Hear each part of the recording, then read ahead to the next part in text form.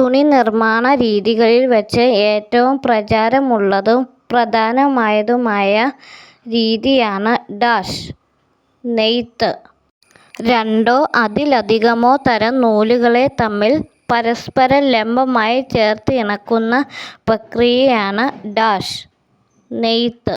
നെയ്തെടുത്ത തുണിയിൽ രണ്ടു തരം നൂലുകൾ ഉപയോഗിച്ചുവരുന്നു. അവ ഏതെല്ലാം?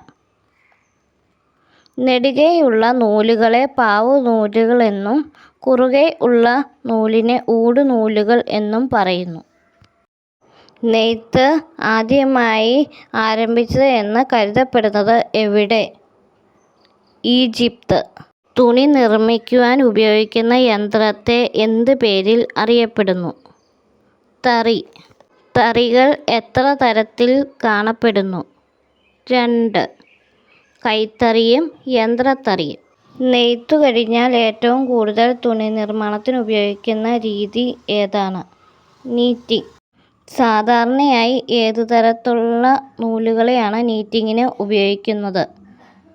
പിരിമുറുക്കം കുറഞ്ഞ. നീറ്റിങ് എത്ര വിധത്തിൽ ഉണ്ട്? 2 വിധത്തിൽ.